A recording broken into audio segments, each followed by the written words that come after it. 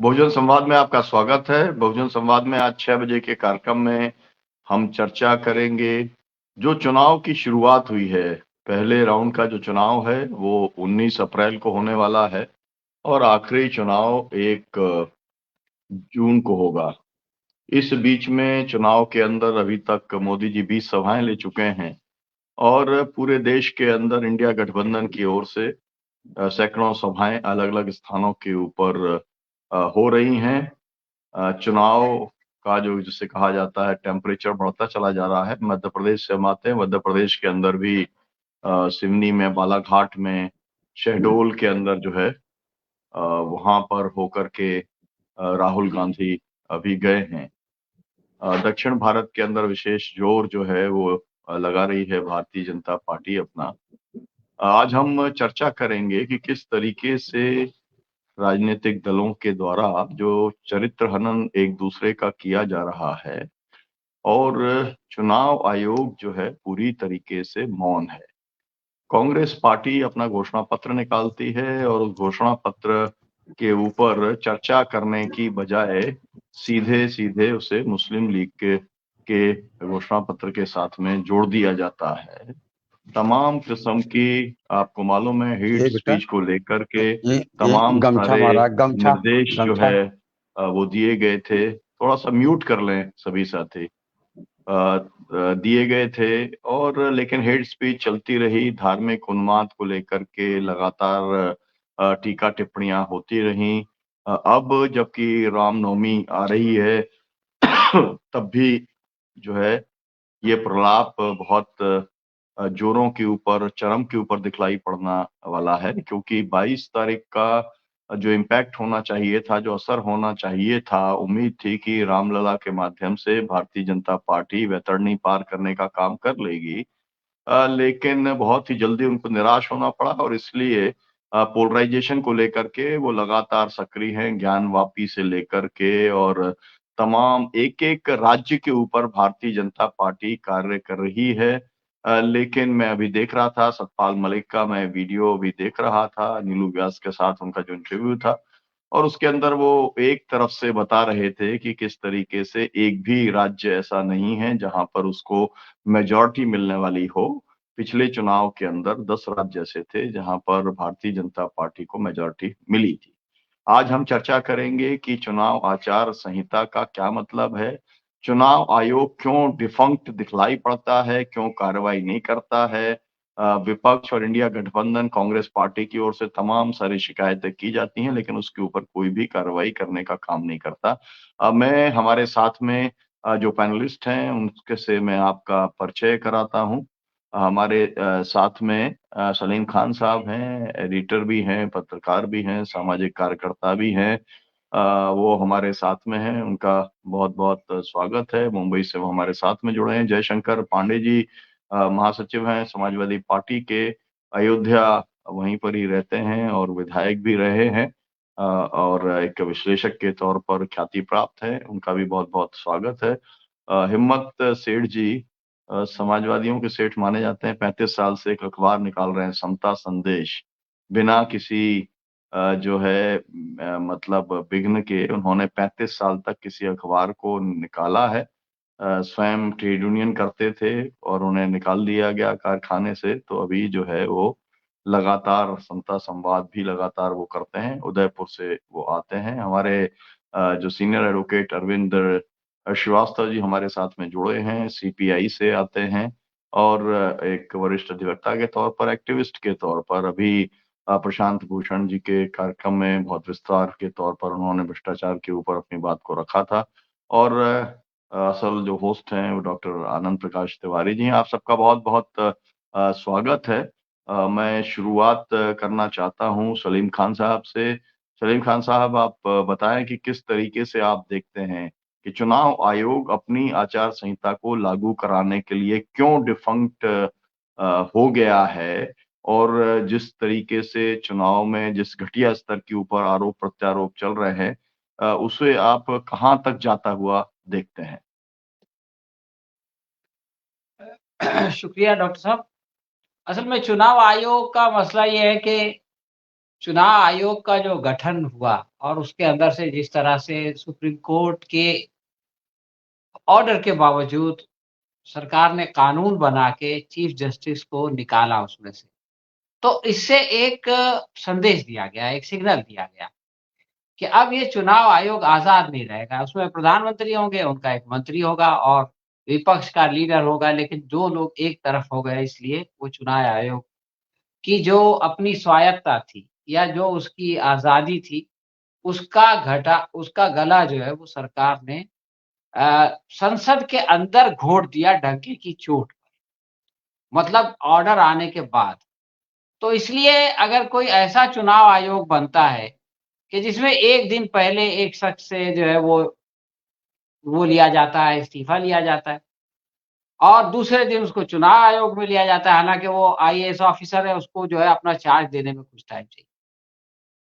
इसके बाद उसको बगैर किसी वजह बताए 3 महीने के अंदर निकाल दिया जाता है, मतलब वो इस्तीफ़ा दे के चला जाता है। तो ये जो काम सरकार करती है, इससे जो सरकारी अफ़सर होते हैं, उनको एक मैसेज दिया जाता है कि देखो भाई, एक तो पहली बात तुम हमारे इशारों पे आते हो और हम जो है किसी भी वक़्त तुमको दूध से मक्खी की तरह निकाल कर के फेंक देते हैं। तीसरा मैसेज ये भी दिया जाता है कि इसके पहले वाले चुनाव आयोग को जो है वो राज्यपाल बना दिया गया। तो ये कहा जाता है कि अगर तुमने हमारी बात मानी और हमारे इशारों पे चलते रहे, तो इसका तुमको आगे भी फल मिलेगा, ज़िंदगी भर ऐश करोगे। तो जब इस तरह का वातावरण बना दिया जाए, तो आप जो है वो चुनाव आयोग से या किसी भी संस्था से ये एक्सपेक्टेशन नहीं कर सकते, ये उम्मीद नहीं कर सकते कि वो कानून के मुताबिक काम करेगा, वो कॉन्स्टिट्यूशन संविधान के मुताबिक काम करेगा। वो तो अपने सियासी आकाओं की मर्ज़ी के मुताबिक काम करते हैं। तो मुझको इसमें कोई हैरत नहीं है, कोई आश्चर्य नहीं है कि चुनाव आयोग ऐसा क्यों कर रहा है। उसको ऐसा ही करना चाहिए और अगर वो नहीं करेगा, तो जो है वो सरकार उसको उथल-पुथल कर देगी। अब ये जो आपने कहा कि जो भाषा इस्तेमाल की जा रही है, उसको हमें समझना पड़ेगा। देखिए, ये शुरू हुआ सिलसिला मतलब पहले से शुरू था, लेकिन ये कि पहला जो बड़ी घटना मीडिया में आई, वो थी कंगना रनावत के बारे में जो श्रीनेत ने एक वो किया था, ट्वीट किया था। उसमें ये लिखा हुआ था कि मंडी में आज क्या भाव है और उनकी कुछ जो है वो अभद्र तस्वीरें डाली गई थी। तो ये कांग्रेस की प्रवक्ता के ट्विटर हैंडल से आई बात और बीजेपी वालों ने उसको सर पे उठा लिया कि साहब ये जो है वो नारी जाति का अपमान हो गया वगैरह-वगैरह। श्रीनेत ने कहा कि भाई वो मैंने नहीं डाला, किसी ने कंट्रोल करके मुझको डाल दिया। हालाँकि इस तरह से श्रीनेत बच नहीं सकती, लेकिन उन्होंने एक तरह से उससे माफ़ी माँग ली। लेकिन बीजेपी वाले इससे पहले कि उस मामले को आसमान में ले जाते, शुभेंदु जो है इनके लीडर हैं वहाँ पर, टीएमसी से गए हैं बीजेपी में, मुख्यमंत्री के कैंडिडेट थे। उन्होंने एक इतनी गलत बात कही कि जिसको हम सोच नहीं सकते। उन्होंने कहा कि ममता हर राज्य में जाती है, गोवा में जाती हैं तो कहती है कि मैं गोवा की बेटी हूँ और यू बिहार में जाती है तो कहती है कि मैं बिहार की बेटी हूँ, बंगाल में कहती है कि मैं बिहार की बेटी हूँ, ये बंगाल की बेटी हूँ। तो इनको ये बताना चाहिए कि आखिर इनका बाप कौन है? ये मतलब आप तसव्वुर करें, आप इसकी कल्पना करें कि ये किस तरह का हमला है, जो एक लीडर ने किया। उसके बाद फिर वो हंगामा शुरू हो गया और ये सिलसिला चलता रहा। इसमें 4 चाँद लगाने का काम तो कंगना रनावत ने किया। कंगना रनावत ने पहले ये कहा था कि भाई 2014 में भारत आज़ाद हुआ। उनसे पूछा गया कि भाई 2047 में क्या हुआ था? तो उन्होंने कहा कि वो तो एक भीख में मिल गई थी आज़ादी, असल आज़ादी 2014 में। और भी उन्होंने बड़ी-बड़ी बातें की। उन्होंने कहा कि साहब सुभाष चंद्र बोस पहले प्रधानमंत्री थे। तो सुभाष चंद्र बोस तो जवाहरलाल नेहरू थे। तो लोगों ने उसका बीजेपी वालों ने सफाई पेश की कि एक एक्साइल गवर्नमेंट बनाई गई थी 1945 में, उसमें सुभाष चंद्र बोस को प्रधानमंत्री बनाया गया था। तो भी वो पहले नहीं थे इसलिए कि उससे पहले 1915 में भी एक एक्साइल गवर्नमेंट बनाई गई थी जिसमें मौलाना बरकतुल्लाह को जो है वो प्राइम मिनिस्टर बनाया गया था। तो एक्साइल जो प्राइम मिनिस्टर होते हैं उनका तो कोई हिस्ट्री नहीं रखी जाती। और उसने एक और धमाका कर दिया कि उसने कहा कि वल्लभ भाई पटेल, सरदार वल्लभ भाई पटेल को इसलिए प्रधानमंत्री नहीं बनाया गया इसलिए कि उनको इंग्लिश नहीं आती थी। उस बेवकूफ को ये नहीं मालूम कि उन्होंने बैरिस्ट्री की तालीम हासिल की थी लंदन में जाके, और वो जो है अहमदाबाद के कोर्ट में नंबर 1 क्रिमिनल लॉयर थे। अब उनके बारे में उसने ये कह दिया कि उनको इंग्लिश ही नहीं आती थी। तो इसकी जो अभद्र भाषा हो रही है, इसकी एक कारण ये भी है कि इन लोगों को कुछ मालूम नहीं है। उसने कह दिया कि भाई प्रधानमंत्री जो है वो भगवान है और साहब सूरज है और बाकी सब लोग मोमबत्ती है। तो चापलूसी के लिए भी अभद्र भाषा आजकल इस्तेमाल हो रही है। एक बात मैं और कहना चाहता हूँ कि हमको ये भी देखना पड़ेगा कि इसकी जो है वो जी कुछ मानसिक कारण भी है। आदमी गाली कब देता है? गाली उस वक़्त देता है जब उसको गुस्सा आता है, और गुस्सा उस वक़्त आता है जब उसकी अपेक्षा के खिलाफ कोई बात हो जाए। मतलब अगर मोदी जी को ऐसी रिपोर्टें मिलें कि भाई हम 400 सीट जीत रहे हैं, तो उनको गुस्सा नहीं आएगा, ना बीजेपी को आएगा। लेकिन जब रिपोर्ट इंटरनल ये आए कि भाई 272 की भी मुश्किलात हैं, उसके भी वादे हैं, बम्बई की ज़बान में बोलते हैं, तो फिर उनको गुस्सा आएगा। गुस्सा जब इंसान को आता है, तो फिर वो जो है, और अगर वो कुछ कर नहीं सकता, हेल्पलेस है, तो वो गाली जी जी देता है। तो ये जो है वो आजकल बीजेपी वालों के साथ हो रहा है, और वो लोग जो गाली-गलौज कर रहे जी हैं, जो कांग्रेस के मैनिफेस्टो को जीना से मिला रहे हैं, उसका मैं समझता हूँ ये कारण है कि उनको अपनी हार दिखाई दे रही है। जी, बहुत शुक्रिया खान साहब, आपने चुनाव आयोग की स्थिति और ये जो बयान अनर्गल दिए जा रहे हैं उसके आपने तथ्य यहाँ पर रखे। मैं आगे बढ़ता हूँ और आगे बढ़कर के अरविंद श्रीवास्तव जी के पास में आता हूँ। अरविंद श्रीवास्तव जी से मैं ये जानना चाहूँगा कि चुनाव आयोग क्यों कार्रवाई नहीं कर रहा? वो खुद ही फ्रेजाइल है, बहुत ही ज़्यादा वीक है, बहुत ज़्यादा वो डिपेंडेंट है। वो बात उसकी समझ में आ रही है, लेकिन पॉलिटिकल पार्टीज़ जो हैं, उनके क्या एथिक्स पूरी तरीके से समाप्त हो गए हैं? मतलब एक आत्म संयम वाला जो सवाल है, वो क्या उन्हें लगता है कि कुछ भी बोल दोगे और कोई फ़र्क नहीं पड़ेगा, और इसका मतदाताओं के ऊपर क्या असर पड़ता है? मतलब ये सब जो बातें कही जाती हैं जिनका ज़िक्र सलीम खान साहब ने कहा, इससे क्या वोट बढ़ते हैं क्या? या लोग मानते हैं कि ये बहुत ही मूर्ख लोग हैं? क्या होता है इसका असर? जी।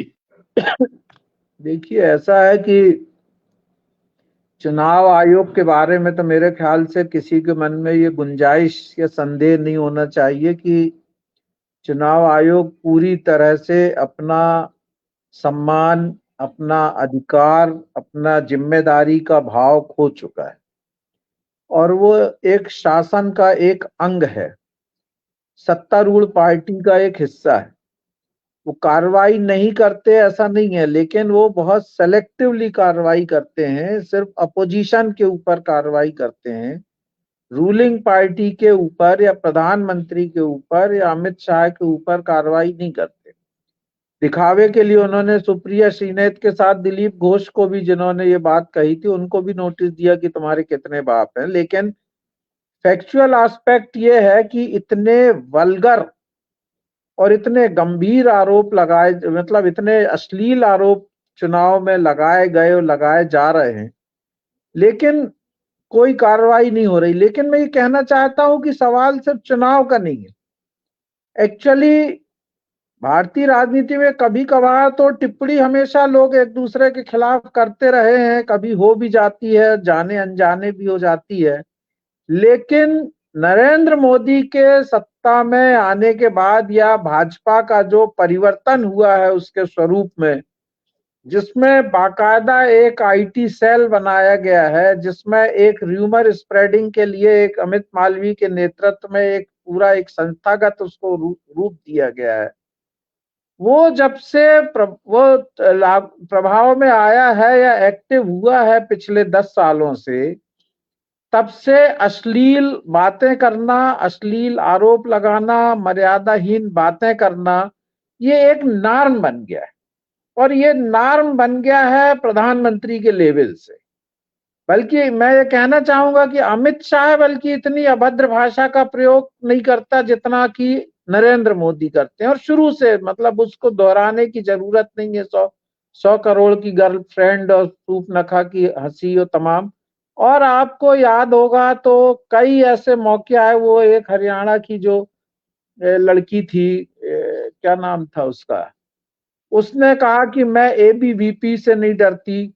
उसने एक तख्ती अपने छाती के ऊपर लगा के और एक अपना वो डाला था, उसको लेके इतना वल्गर कमेंट्स उसके ऊपर किए गए, या कई कांग्रेस नेत्रियों के खिलाफ, या सोनिया गांधी को जिस तरह से बार बाला और ये तमाम बातें कही जाती हैं बीजेपी के द्वारा, बीजेपी के जो आईटी सेल के द्वारा, बीजेपी के नेताओं के द्वारा, और प्रधानमंत्री उनको फॉलो करते हैं, उनके वो ट्विटर में और उसमें उनके फॉलोअर्स हैं वो लोग।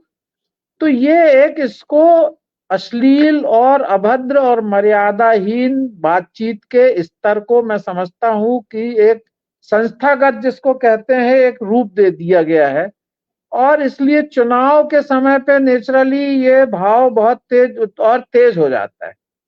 दूसरा मैं ये कहना चाहता हूं कि मतलब खेद के साथ कहना चाहता हूं कि आम लोगों का मानसिक स्तर भी बहुत इस तरह की बातों ने, लगातार प्रचार अभियान ने लोगों का मानसिक स्तर भी गिरा दिया। मैं तो काफी यूट्यूब में और उसमें देखता हूं, और देखता हूं कि कभी इस तरह की मर्यादाहीन टिप्पणी, अभद्र भाषा कोई इनके लोग करते हैं, उसको बड़ी संख्या में लोग फॉलो भी करते हैं, उसको शेयर भी करते हैं।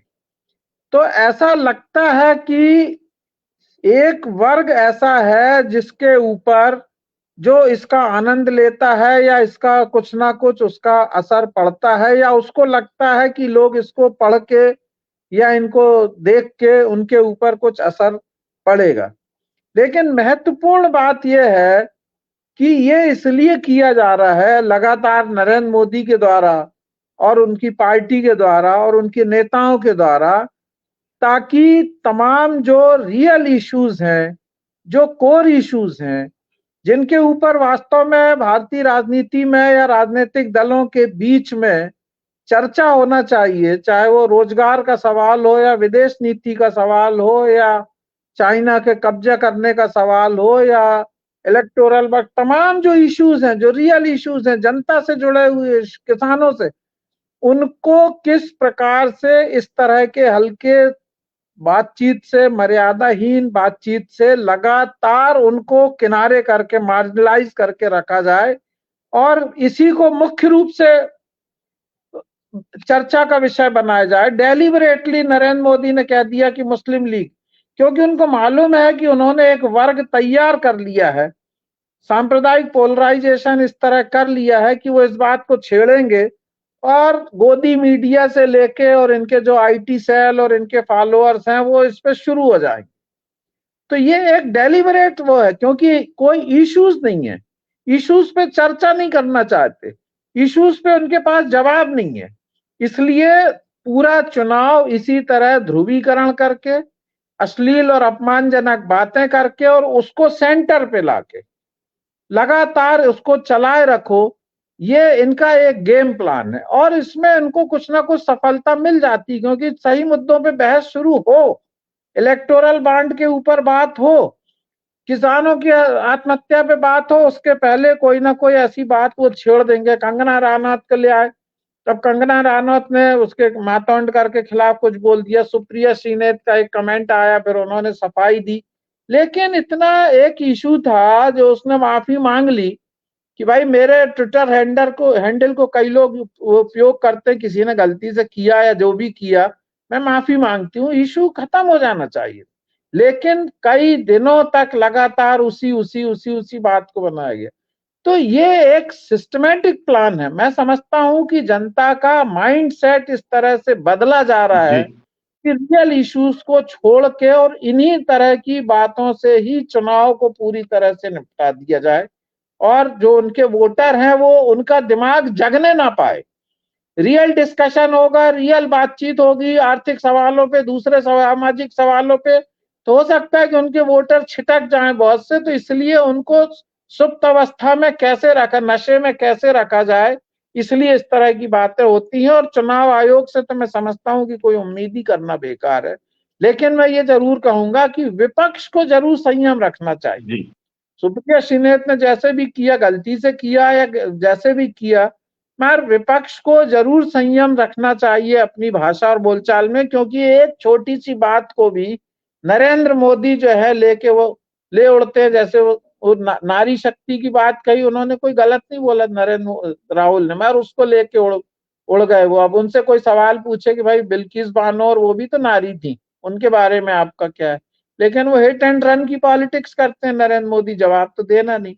इसलिए मैं इतना ही कहूंगा कि चुनाव आयोग से उम्मीद करना बेकार है, लेकिन विपक्ष को अपना एक रिस्ट्रेन रखना चाहिए और कोशिश करना चाहिए कि जो जनता से जुड़े सवाल हैं उन्हीं के ऊपर अपनी बात को गंभीरता से रखें। थैंक यू जी, शुक्रिया जी, शुक्रिया प्रवीण जी। मैं आगे बढ़ता हूँ। ये जो आज सवाल है, मैं देख रहा था कि जो बड़ा मसला है,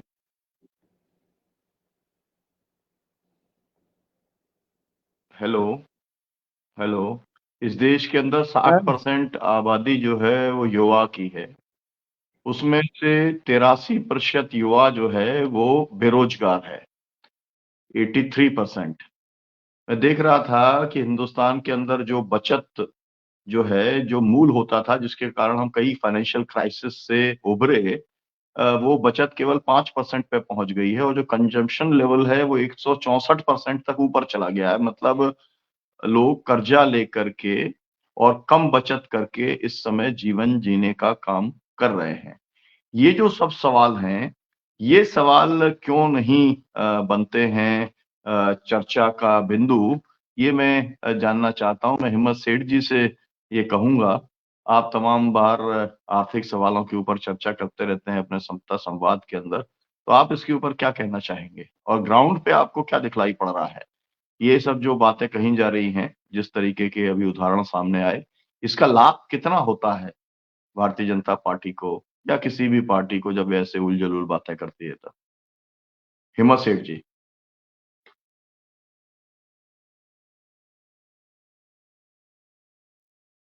अनम्यूट कर लीजिए, आप अपना स्पीकर ऑन कर लीजिए। आपने डबल क्लिक किया, सिंगल क्लिक करिए। सर, आवाज आ रही है मेरी? हाँ जी, आ रही है आवाज, बोलिए। आवाज आ रही है? हाँ जी, आ रही है, बोलिए। हाँ, मैं ये कहना चाह रहा हूँ कि लोगों को इस सरकार ने इस तरह से फंसा दिया है कि कुछ भी करने की स्थिति में नहीं रहे। ये बात बिल्कुल सही है कि लोग बहुत कमजोर स्थिति में हैं, 5 किलो अनाज पे जी रहे हैं। 85% युवा जो जॉब मार्केट में है वो बेरोजगार हैं, लेकिन फिर भी उस तरह का कोई माहौल, उस तरह का कोई आंदोलन, उस तरह का कोई बड़ा रूप जो है दुनिया के या देश के सामने नहीं आ रहा है।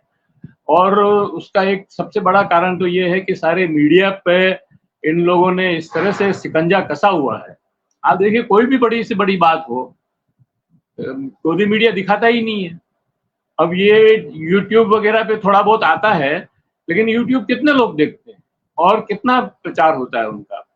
तो इस वजह से जो है, जो भी काम हो रहे हैं, जैसे आंदोलन भी, मतलब बच्चों ने आंदोलन किए भी हैं, लेकिन उनको दिखाया ही नहीं गया, कहीं आया ही नहीं कहीं पे भी कि भाई रेल की भर्ती के लिए आंदोलन हुआ है या अग्निवीर के खिलाफ भी आंदोलन हुए हैं, लेकिन उन सब का जो है कोई उसमें दिखाया ही नहीं जाता है। तो इस तरह की जो चीजें हैं उसकी वजह से, और फिर प्रधानमंत्री जो है लगातार इस तरह की बातें, भाषण दे रहे हैं, वो इस तरह की बातें कर रहे हैं कि लोगों का जो है मन जो है, मतलब ध्यान उस तरफ आकर्षित हो जाता है। अब आप देखिए, कांग्रेस का जो घोषणा पत्र आया, उसके अंदर बहुत सारी बातें जो है आर्थिक चीजों को लेकर के ही गई। उन सब पर प्रधानमंत्री ने एक शब्द भी नहीं बोला और सीधा बोला कि मुस्लिम लीग से ये की बू आती है इसमें। और उसके आगे ये भी नहीं बताया कि कहाँ और कैसे बू आती है। मतलब एक शब्द बोल करके निकल गए। अब आप सब लोग या हम सब लोग या देश की सारी जनमानस उसी लकीर को पीट रही है, कुछ खोज रहे हैं कि इसमें क्या है, मुस्लिम लीग की बू कहाँ से आ रही है। कुछ लोग कह रहे हैं कि ये गलत बयानी कर दी, कुछ लोग, और जहाँ तक चुनाव आयोग का और संवैधानिक संस्थाओं का सवाल है, वो तो पहले ही उन्होंने अपनी जेब में रख ली है। कोई बोलेगा तो ईडी और सीबीआई और इनकम टैक्स वाले पहुंच ही जाएंगे वहां पर। जो अरविंद केजरीवाल जैसों को भी गिरफ्तार कर लिया, जिनकी कोई मनी ट्रेल नहीं मिली, उसके बाद भी उनको निकाला नहीं जा रहा है जेल से। तो ये सारी चीजें है जो मतलब आदमी को चुप किए हुए है। मेरे को लगता है विपक्ष का भी रोल बहुत आक्रामक होना चाहिए, वो नहीं है। और विपक्ष में भी जो सामंजस्य होना चाहिए वो भी नहीं है। मतलब अभी आप देखिए कि पहले राउंड का ये चुनाव होने वाला है 10 दिन बाद, और अभी तक कई जगह नाम ही घोषणा नहीं हुई है, और सीट शेयरिंग का भी झगड़ा चल रहा है। कई जगह दो दो जनों ने भर दिए हैं फॉर्म, और अब वो जैसे हमारे राजस्थान में या बांसवाड़ा में कांग्रेस ने उनके लिए सीट छोड़ दी, लेकिन कांग्रेस का कैंडिडेट खड़ा है वहां पर। तो ऐसे बहुत सारी चीजें हैं जिनके ऊपर विपक्ष को ध्यान देना चाहिए था। दूसरी बात मैं ये कहना चाहता हूं कि कांग्रेस ने जो अपना घोषणा पत्र दिया, अच्छा होता अगर ये घोषणा पत्र पहले तैयार किया जाता और इंडिया का घोषणा पत्र बन करके ये आता। ये बहुत अच्छी बातें लिखी है, इसमें बहुत सारी चीजें जो है बहुत अच्छी है, जनता के पक्ष में है। और अगर इसको जनता तक पहुंचाया गया, अभी तो ये सबसे बड़ी मुश्किल ये है कि 15 दिन में ये लोगों के पास कैसे पहुंचेगा। लोग बाग इसको कैसे जानेंगे कि हमको इसमें 72,000 रुपए या 1 लाख रुपए मिलने वाले हैं। जो बेरोजगार हैं उनको हर साल 1 लाख रुपए मिलेगा, ये लोगों को पता ही नहीं पड़ेगा, क्योंकि न तो मीडिया बोल रहा है और न उतना आक्रामक रूप से जो है ये विपक्ष बोल रहा है। और क्योंकि ये केवल कांग्रेस का घोषणा पत्र है, अगर इसको इंडिया के घोषणा पत्र की तरह रिलीज किया जाता, सारे लोग मिलकर के, जैसे पटना में रैली हुई या दिल्ली में रैली हुई या बंबई में रैली हुई, उस तरह की रैली में इसको रिलीज किया जाता तो उसका एक अलग ही इम्पैक्ट आता। तो ये बहुत सारी चीजें हैं जो अभी समझ नहीं आ रही है कि क्यों ऐसा हो रहा है। वैसे भी बहुत समय जो है इंडिया गठबंधन के नाम से एका करने में और सीट शेयरिंग में और इसमें निकाल दिया।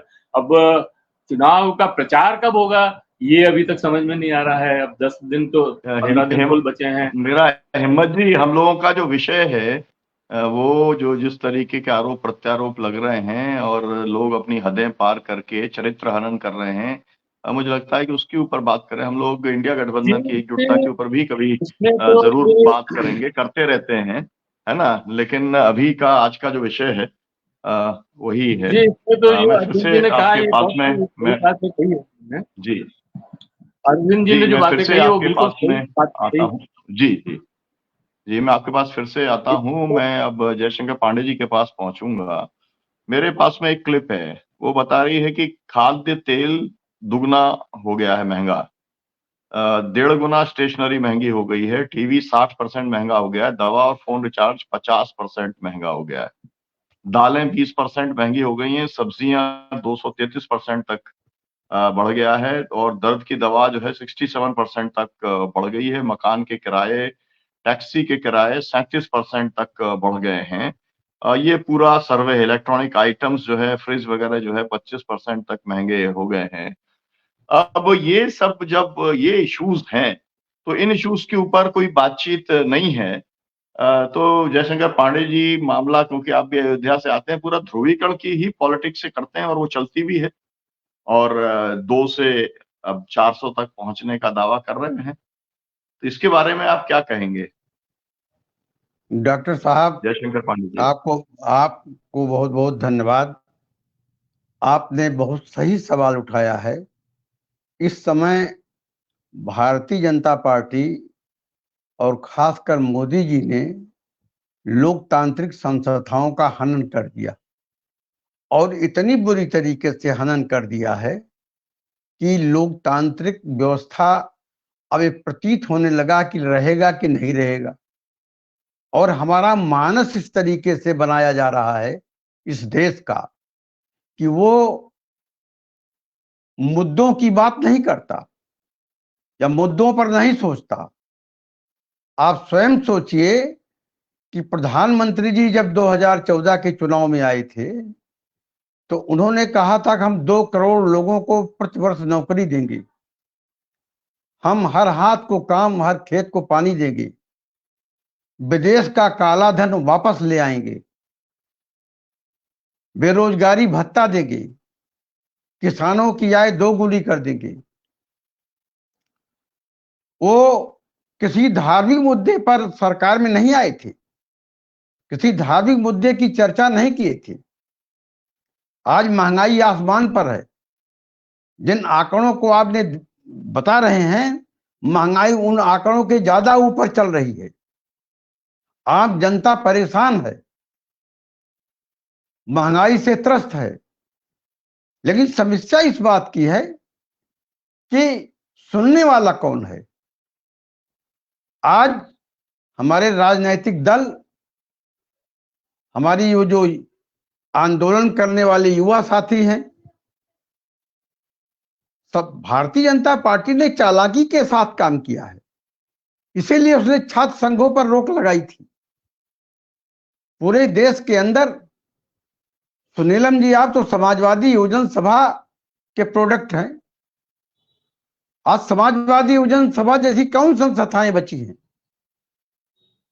आज हमारे विश्वविद्यालय से, हमारे छात्र संघों से अच्छे छात्र नेता कहां निकल रहे हैं?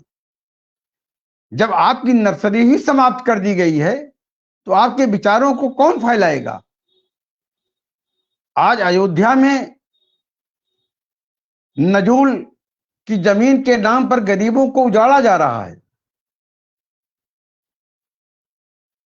अयोध्या में जमीन के बड़े बड़े घोटाले हुए। योगी जी रोज कहते हैं मोदी जी कि हम न खाएंगे न खाने देंगे। आज इस देश के अंदर संवैधानिक संस्थाएं खत्म कर दी गई। अगर ये संवैधानिक संस्थाएं खत्म न की गई होती तो पहले, आज कांग्रेस का घोषणा पत्र आया है, आज हमारे समाजवादी पार्टी के राष्ट्रीय अध्यक्ष माननीय अखिलेश यादव जी ने भी अपना घोषणा पत्र जारी किया है। बहुत ही अच्छी घोषणा पत्र है, बहुत बढ़िया घोषणा पत्र है। और उस घोषणा पत्र का पूरा प्रचार प्रसार होना चाहिए। लेकिन कांग्रेस के घोषणा पत्र पर मुस्लिम लीग की आवाज ठप्पा लगा करके कांग्रेस पार्टी को और उसके घोषणा पत्र पर प्रश्नवाचक चिन्ह मोदी जी ने लगाया। और मोदी जी ये भूल जाते हैं कि उन्होंने कल क्या था। मोदी जी की गारंटी अब वो भाजपा सरकार की गारंटी नहीं कहते, यह मोदी की गारंटी है। प्रधानमंत्री जैसा बड़े पद का व्यक्ति जब कहता है कि 75,000 घोटाले के, सिंचाई घोटाले के शरद पवार को हम जेल भेज देंगे, जब कहते हैं कि हम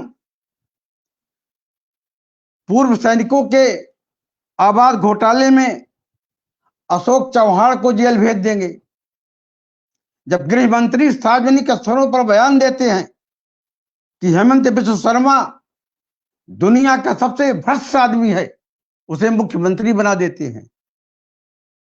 इनकी गारंटी का मतलब क्या है? इनसे कौन सवाल देश के अंदर पूछ रहा है? कभी मोदी जी ने प्रेस कॉन्फ्रेंस में करके, हर प्रधानमंत्री प्रेस कॉन्फ्रेंस करता था, महंगाई के बारे में बताता था, बेकारी के बारे में बताता था, बेरोजगारी के बारे में बताता था, लोकसभा में पूछे गए प्रश्नों का जवाब देता था। इन्होंने तो प्रश्नकाल को ही खत्म कर दिया। आप इनसे क्या उम्मीद करते हैं कि ये महंगाई पर बोलेंगे? जिस देश को आज इन्होंने लोकतांत्रिक संस्थाओं को खत्म करके संसद को एक क्लब के रूप में बना दिया है। डॉक्टर लोहिया कहते थे कि जब सड़कें सूनी हो जाएंगी ये संसद दीवाना हो जाएगा। आज ये लोग नशे में बात कर रहे हैं, इनके ऊपर सत्ता का नशा सवार हो गया है। और इन्होंने आपने नारा लगाया था अपने बचपन में, डॉक्टर लोहिया की अभिलाषा चले देश में देसी भाषा, 100 से कम न 1000 से ज्यादा समाजवाद का यही तकाजा। जब डॉक्टर लोहिया ने पार्लियामेंट के अंदर 3 आना बनाम 13 आने की बहस की, पहली बार विश्वास का प्रस्ताव लाया, वो दौर कैसा था और आज का दौर कैसा है। महंगाई चरम पर है। अब तो आदमी सोच रहा है कि हम जिएंगे कैसे। लेकिन चूंकि अभी हमारे साथी ने बताया कि इस देश के अंदर इन्होंने एक वर्ग ऐसा तैयार कर दिया, झूठ बोलने वाला, झूठ लिखने वाला, झूठ सोचने वाला, झूठ में जीने वाला। इसलिए आज की सबसे बड़ी आवश्यकता है कि हम किसी मीडिया पर न विश्वास करके, माउथ मीडिया पर विश्वास करके, संपर्क और संसाधन छोड़ करके जनसंपर्क में भाग करके देश की वस्तुस्थिति से अवगत कराया जाए, तभी हम इस आताताई सरकार को बदल पाएंगे। जी। आज जितने नेता हैं, हम समाजवादी पार्टी के राष्ट्रीय हम आपके पास फिर से आते हैं। हाँ। जी, अभी हम आपके पास फिर से आते हैं। एक बार जया जागृति जी से भी एक हम लोग टिप्पणी ले लें, फिर हम लोग आगे इस चर्चा को बढ़ाएंगे। जागृति जी, आप बनारस से आते हैं। बनारस में इस समय ये जो पूरा हेट स्पीच होता है, उस हेट स्पीच को लेकर के जो है आपको क्या लाभ होता हुआ दिखलाई पड़ता सत्तारूढ़ दल को? या उससे मतलब कोई इश्यू कोई बनता है या वो नहीं बनता है? देखिए, बनारस की जहाँ तक बात है, अभी एक छोटा सा, जयशंकर जी आप थोड़ा सा इसको म्यूट कर लीजिए। अपना आपका ओपन है स्पीकर, उसको म्यूट कर लीजिए। कल ईद होने वाली है और बीएचयू के अंदर जो है तमाम त्योहार मनाए जाते हैं। पिछले दिनों 22 जनवरी को बड़े बड़े समारोह बीएचयू के अंदर किए गए और वसंत पंचमी तो हमेशा से स्थापना दिवस है, लेकिन सरस्वती पूजा, दुर्गा पूजा, पंडाल लगने लगा है, सब कुछ होता है। कुछ मुस्लिम बच्चों ने तय किया कि हम लोग ईद भी मनाएंगे बीएचयू के अंदर। बीएचयू प्रशासन ने मना कर दिया, कहा छुट्टी है, आपको जो करना है बाहर करिए, अंदर कैंपस में कुछ नहीं करना है। इसका एक मैसेज जाएगा ही। और 40-45% आबादी जो है मुस्लिम है बनारस के अंदर, मतलब लगभग बराबरी पे आबादी है। तो ये ऐसा तो कहा नहीं जा सकता कि असर नहीं होता है, असर जरूर होता है, लेकिन उस असर को की आवाज सुनाई नहीं देती है, क्योंकि वो उसके खिलाफ जो फीलिंग है उनकी, वो एक्सप्रेस करने की कोई जगह बची नहीं। जब संविधान की शपथ लेके सारी मर्यादाहीन बातें खुद पीएम के स्तर से होती हैं, तो एक बड़ा मैसेज सोसाइटी को जाता है और मीडिया के चैनलों को लगातार मौका मिलता है और उनको इसी के लिए फीडिंग कराई जाती है कि आपको उन चीजों को इको करते जाना है, उनको लाउड स्पीकर बन के उसको दोहराते जाना है और माहौल बनाते जाना है। तो जब तक, मुझे लगता है कि जब तक ये जो मर्यादाहीन बातें हैं टॉप लेवल से, देखिए एक एक्ट होता है, कानून होता है ना महिलाओं की सुरक्षा को लेकर और बच्चों की सुरक्षा को लेकर, तो उसमें ये है कि अगर आप सरकारी अधिकारी हैं और पद पर बैठे हैं और तब आप किसी का शोषण करते हैं तो आपको ज्यादा कड़ी सजा मिलती है। उसके लिए अलग से पॉक्सो हो या महिला हिंसा का हो, तमाम हो, उस पर आपको ज्यादा शोषण की सजा बड़ी मिलती है, ज्यादा मिलती है। तो वैसे ही मैं मानती हूँ कि जब तक इस तरह की मर्यादाहीन बातें संविधान की शपथ लेकर एक ओहदे पे बैठे हुए लोग, जनप्रतिनिधि हो या सरकारी कर्मचारी हो, एक तरफा इस तरह से करते रहेंगे और उनके खिलाफ कार्रवाइयां नहीं होंगी, उनकी कंप्लेन नहीं होगी, उनके खिलाफ अभियान नहीं होगा, तब तक ये चीजें रुकेगी। यहाँ पे बनारस में 30 जनवरी को गांधी की हत्या पे बने हुए नाटक को आरएसएस के लोग जो हैं, उनकी जो संस्कार भारती है, वो जा रही थी दिखाने के लिए नागरी नाटक मंडली में, जो यहाँ का बड़ा हॉल है।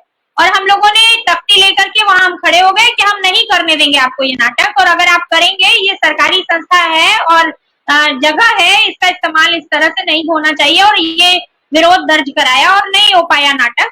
बहुत उन लोगों ने सोशल मीडिया पे रायता फैलाया, लेकिन नहीं हो पाया नाटक।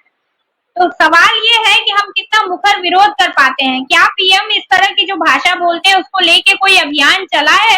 किसी भी तरह से विपक्ष को छोड़ दीजिए, सामाजिक संगठनों को और नागरिकों को जब तक आवाज नहीं उठाएंगे, महिलाएं जब तक नहीं कहेंगी कि आप जो ये मतलब गैर जिम्मेदाराना तरीके से बात करते हैं, ये हमें पसंद नहीं है, तब तक शायद उनको ये समझ नहीं आने वाला है। उसी तरह से ये जो मीडिया चैनल हैं जो उनकी बात को इको करते हैं, मुझे लगता है इनके खिलाफ लगातार इतने चैनल्स हैं, इनके खिलाफ कंप्लेंट जानी चाहिए और सुप्रीम कोर्ट में जानी चाहिए कि ये लोग जो हैं देश का माहौल बिगाड़ रहे हैं और गैर जिम्मेदार तरीके से सोच रहे हैं, काम कर रहे हैं। युवा पीढ़ी की जहां तक सवाल है, युवा पीढ़ी को तो तय करना ही पड़ेगा कि उनको अपने भविष्य के लिए क्या चाहिए। उनकी पढ़ाई, उनकी कोचिंग, जो महंगाई की कोई सीमा नहीं है, इतना महंगा हो गया है। आज मध्यम वर्ग के परिवारों के लिए मुश्किल हो गया है अपने बच्चों के लिए कोई सपने देखना, उनके लिए, उनके भविष्य के लिए, और उन बच्चों के लिए भी कि कैसे उनको पढ़ाया लिखाया जाए, कैसे उनकी फीस चुकाई जाए, कितना महंगा होता जा रहा है। उसी तरह से आप देखिए कि उनकी खाली पढ़ाई ही नहीं, आप इंटरनेट, बच्चे तो आजकल ज्यादातर, राहुल जी ने सही कहा कि ओपीएम है ये इंटरनेट, सबसे ज्यादा इंटरनेट का इस्तेमाल कर रहे हैं युवा पीढ़ी के लोग, और तब भी उनको नहीं दिख रहा कि इंटरनेट का ही अगर डेटा पैक देखिए तो एक समय जो रिलायंस फ्री में शुरू हुआ था, वो रिलायंस अब आपकी महीने भर की अगर एक परिवार का खर्च देख ले तो कम से कम 1000-1200 रुपए आपकी जेब से निकाल रहा है इंटरनेट के नाम पे। और एयरटेल के अलावा और जियो के अलावा बाकी कोई चैनल चलने नहीं दिया गया है। ये सारा कुछ हो रहा है और बड़े आराम से लोग पे कर रहे हैं। आप स्कूटी और बाइक का दाम देख लीजिए, जो बाइक 50,000 में मिलती थी या स्कूटी 60,000 50,000 की मिलती थी आराम से, वो आज की डेट में लाख रुपए से ऊपर हो चुकी है। और ये कौन इस्तेमाल करता है? युवा ही इस्तेमाल करते हैं। पेट्रोल का दाम उसी तरह से महंगा है, और चाहे वो फिल्मों की हम बात करें, टिकट की जो युवा सबसे ज्यादा पसंद करते हैं, उस पे टैक्स देख लीजिए। अगर 50 रुपए का टिकट है तो 50 रुपए टैक्स है। तो ये बातें युवाओं के बीच में कहना पड़ेगा, जो उनकी पसंद की चीजें हैं, जो उनके काम की, उनके जीवन में महत्वपूर्ण स्थान रखती है, उन चीजों के लिए। रेस्टोरेंट में अगर आप खाना खाने जाते हैं तो आपकी ये मतलब जो आपको भरना पड़ता है वो कितना महंगा है। आप एक फ्लैट किराए पे लेने जा रहे हैं, एक घर बनाना, 2 कमरे का फ्लैट लेना चाहते हैं, आप नहीं खरीद सकते हैं। 50-60 लाख रुपए कर्ज में आदमी दब जाता है और उसके बाद वो बोलना बंद कर देता है। वो कर्ज में पिस रहा होता है, वो कुछ भी समझौता करके उसको बैंक का कर्ज चुकाना है, इसलिए पूरा मध्यम वर्ग चुप होता है। उसी में वो अपनी महंगाई के वजह से कमर टूट रहा है उसका। बड़ी बड़ी कॉलोनी वाले में रहने वाले जो लोग हैं ना, जो व्हाट्सएप फॉरवर्ड सबसे ज्यादा कर रहे हैं, वो सब के सब कर्ज में दबे हुए हैं। वो गाड़ी का कर्ज चुका रहे हैं बैंक से लोन लेकर, या फिर वो मकान का कर्ज चुका रहे हैं। हो चाहे पत्रकार हो, चाहे वकील हो, चाहे जो भी हो, उन लोगों की सबकी जो पढ़ा लिखा तबका है वो इसी में तबाह हो रहा है। और ये सारा कुछ बहुत सोच समझ के किया जा रहा है, क्योंकि देश की पूरी पूंजी हम सब देख रहे हैं इलेक्टोरल बॉन्ड के नाम पे एक पार्टी के खाते में चली गई है। और उसके यहाँ तक कि कंपनियों को भी गर्दन दबा के जो लिया जा रहा है, तो नौकरियों से छटनी हो रही है या महंगाई बढ़ रही है, उस सब के पीछे पीएम केयर फंड और इलेक्टोरल बॉन्ड के भ्रष्टाचार का बहुत बड़ा हाथ है। ये बात समझ में युवाओं को समझनी पड़ेगी। और कहीं ना कहीं ये जो आत्मा को कर्ज के बोझ के तले दबा करके चुप कराया जा रहा है, जिसमें वो सेल्फ हेल्प ग्रुप की तरफ से जो कर्जा लेती है, मैं कल बैठी थी उनके बीच में, महिलाओं के बीच में, बताइए 30% ब्याज देती है वो महिला। गरीब महिला जो लोन लेती है, वो छोटे छोटे अपने खर्चे के लिए वो 30% तक ब्याज चुका रही है।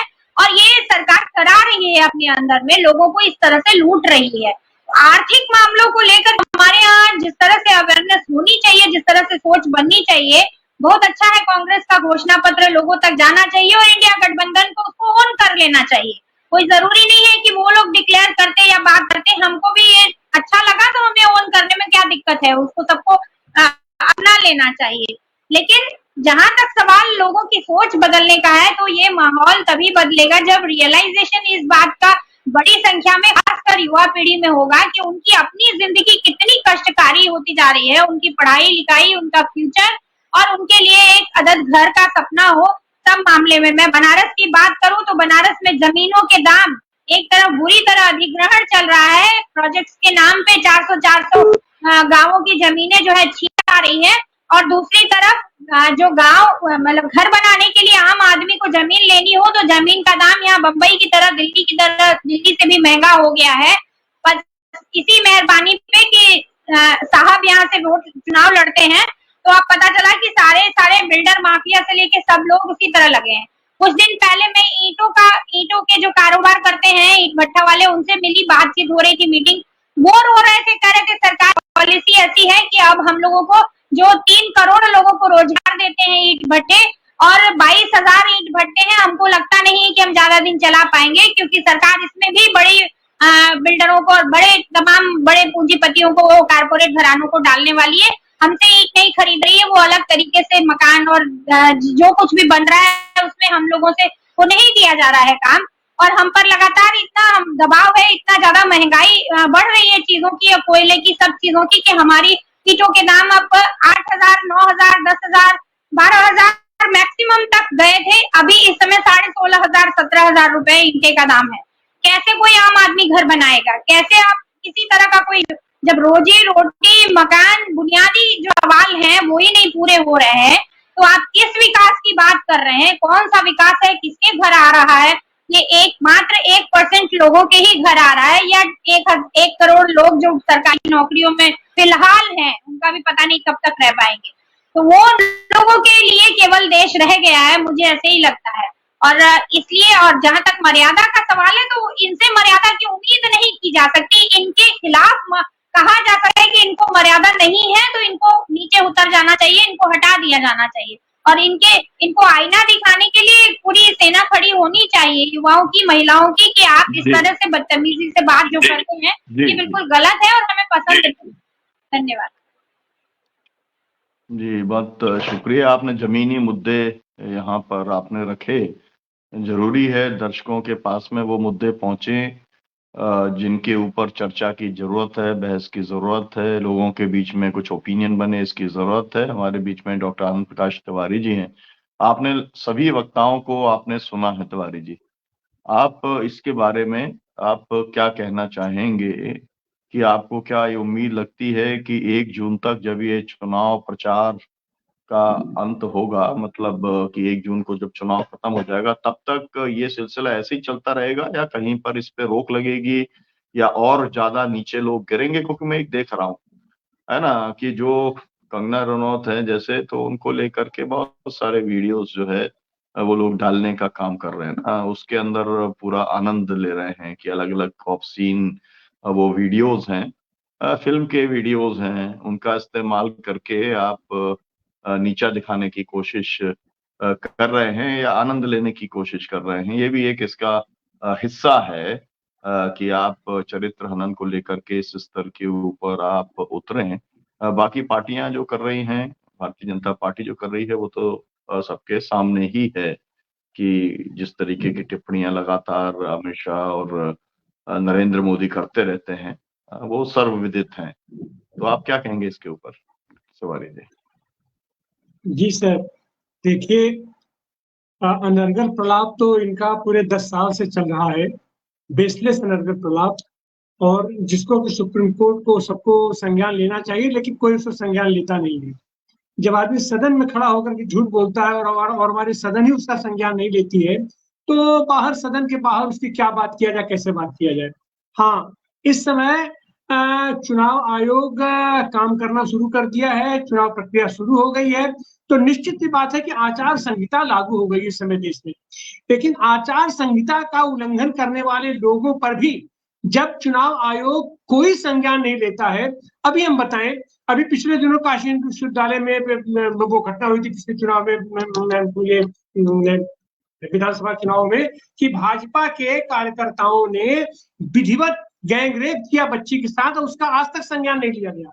अभी फिलहाल चुनाव आचार संहिता लागू हो जाने के बाद काशी विश्वनाथ कॉरिडोर में होली के नाम पर जो अपना हुदंगई बजाई गई और खास करके ज्ञान वापी मस्जिद को धक्का दो तोड़ दो करके और हिंदू युवा वाहिनी का बोर्ड लगा करके उसका स्लोगन लगा करके लोगों ने वहां उसका अपना प्रतिवाद किया, हुदंगई किया। और उसके लिए क्या हुआ कि साहब हमारे जोगी जी का वो हिंदू युवा वाहिनी जोगी जी की संस्था हुआ करती थी, जोगी जी कह रहे मैंने तो उस संस्था को भंग कर दिया। अरे आपने भंग कर दिया ठीक है, लेकिन जो भी लोग वो नारा लगा रहे हैं या इस तरीके की बात कर रहे हैं, आचार संहिता लगी हुई है, तो उनके ऊपर आप एक्शन क्या कर रहे हैं? एक्शन तो आपको करना चाहिए। और अनर्गल प्रलाप की स्थिति यह है इस समय कि मीडिया के माध्यम से ये गोदी मीडिया तो इनकी सक्रिय हो गई है, अपना इनके संगठन से ज्यादा सक्रियता इनकी गोदी मीडिया की है। गोदी मीडिया में स्पीच तमाम तरह की बातें चली जा रही है कि 400 के पार तो मोदी जी जाहिर है, मैंने उसका कोई आधार नहीं, कोई कुछ नहीं। और प्रधानमंत्री भी भाषण करने में जनता के बीच कहता है कि आप लोग तो हमें वोट दे ही रहे हैं, 400 के आगे हमको जिता ही देंगे, हम तो बस आप लोगों से ऐसे ही मिलने चले आ रहे हैं। और स्थिति ये बनती है कि खजुराहो में अगर हमारे एक प्रत्याशी का वो ये नामांकन रद्द कराते हैं तो उसको इस तरीके से प्रचारित करते हैं जैसे कि 400 सीट पा गए और इनका बहुमत मिल गया। अच्छा, जबकि वहीं पर इंडिया गठबंधन के तहत ही वहां पर आज की तारीख में भी लड़ाई जारी है। इंडिया गठबंधन का प्रत्याशी वहां पर लड़ रहा है और नेक टू नेक फाइट कर रहा है उनको हराने की स्थिति में, लेकिन उसकी चर्चा कहीं नहीं होगी। अब क्या हो रहा था बनारस में कि बनारस में एक ये माहौल बनाने की कोशिश हो रही है, अपना एक दो लोगों को इधर उधर से ले जाकर के अपने ज्वाइन करा के कि मोदी जी तो निर्विरोध इस बार वो अपना निर्वाचित होंगे, उनके ये जीत का अनुपात की तो आप बात ही छोड़िए, वो तो निर्विरोध होंगे। और उसके चलते उन्होंने ये क्या कर रहे हैं साहब, तो जो यहाँ पर इंडिया गठबंधन का ये कांग्रेस का जो है प्रत्याशी है, अपने अजय राजी प्रदेश अध्यक्ष भी हैं, उनके खिलाफ अनर्गल इस तरीके का धारणा किया जा रहा है। वो तो अजय राज तो भारतीय जनता पार्टी में ज्वाइन करने जा रहे हैं, अब आप सफाई देते रहिए। तो इस तरीके के अनर्गल प्रलाप से जो चरित्र हनन किया जा रहा है अपने अपोजिशन के लोगों का, सारे नेताओं का, इस पर आखिर चुनाव आयोग या कोई भी संस्था कब संज्ञान लेगी? जबकि अजय राय जी ने इसका ये मानहानि का दावा भी कर दिया है उन तमाम चैनलों पर, लेकिन उसकी कहीं कोई चर्चा नहीं होगी। जनता के बीच सुगुफा छोड़ दिया गया है, अपना जुगुफा फोड़ा जा रहा है।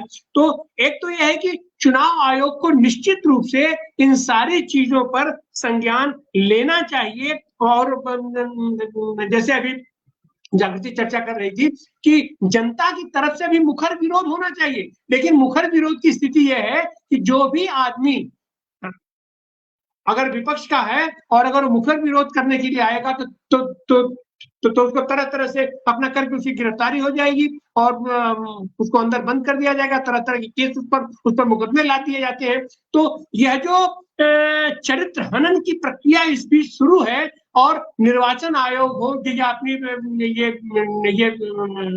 ये कोर्ट हो, कहीं से कोई संज्ञान नहीं लिया जा रहा है। इन सब चीजों पर घोर ये प्रतिबंध लगना चाहिए। और खास करके मोदी जी जो कि अपना प्रधानमंत्री होकर के और वो जिस तरीके से दुरुपयोग कर रहे हैं संवैधानिक संस्थाओं का और अपने पद का भी दुरुपयोग कर रहे हैं, और वो तो खुलेआम एक तो उनके पास अकूत पैसा है और सुप्रीम कोर्ट ने भी कहा है, निर्वाचन आयोग ने भी कहा है कि उनके पास जो भी धन है वो भ्रष्टाचारिता का धन है, चाहे वो